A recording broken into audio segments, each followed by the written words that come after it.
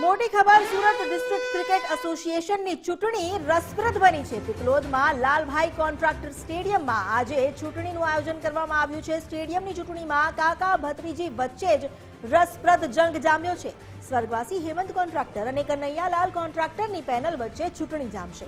બંને પેનલના 21 ઉમેદવાર વચ્ચે આ ચૂંટણી જંગ જામ્યો છે।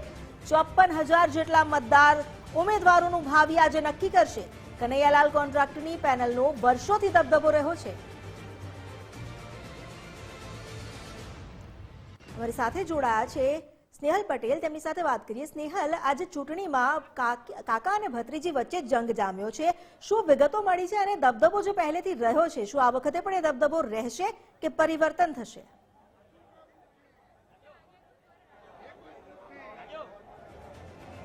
जी ચોક્કસથી જો વાત કરવાની આવે તો સુરત ખાતે જે લાલભાઈ સ્ટેડિયમ કોન્ટ્રાક્ટર સ્ટેડિયમ છે જેની આજે જે છે તે વહેલી સવારથી ચૂંટણી યોજાઈ રહી છે। ત્યારે આ જે ચૂંટણી છે જેમાં કાકા ભત્રીજી વચ્ચે જે છે તે સીધો જંગ જોવા મળી રહ્યો છે અને જે સ્વર્ગસ્થ હેમંત કોન્ટ્રાક્ટરની જે પેનલ છે તે અને જે કનૈયાલાલ કોન્ટ્રાક્ટર જે છે તેની પેનલ વચ્ચે જે છે તે આજે ચૂંટણી જંગ યોજાઈ રહ્યો છે। ત્યારે આપણે જે હેમંત કોન્ટ્રાક્ટરના જે પુત્રી છે જેઓ પણ આ ચૂંટણી મેદાનમાં ઉતર્યા છે તેમની સાથે જ સીધી વાત કરીશું। જી, આજની ચૂંટણી છે, શું કહેશો આપ?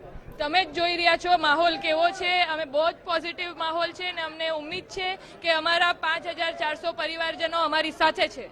જી ચોક્કસથી વર્ષોથી તમારા જે કાકા છે કનૈયાલાલ તેમનો દબદબો રહ્યો છે, શું કહેશો આપ? અમારે કાકા અમારા વડીલ છે, અમારે એમના વિશે કશું બોલવાનું નથી થતું। જી ચોક્કસથી તો જે આજે હતા એ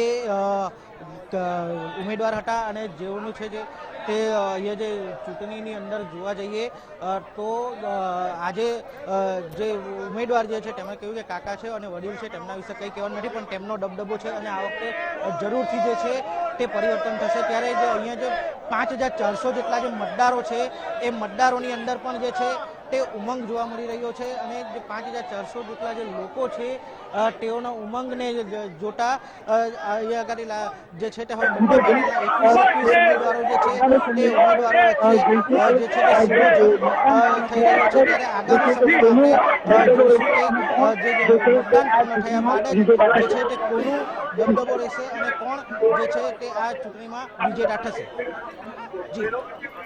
જી સ્નેહલ, આભાર આપનો જાણકારી આપવા માટે। અહીં 5,400 જેટલા મતદારો જેઓ આજે આ ઉમેદવારોનું ભાવિ સીલ કરશે, નક્કી કરશે, સૌ કોઈ પોતાની જીતના દાવા કરી રહ્યા છે।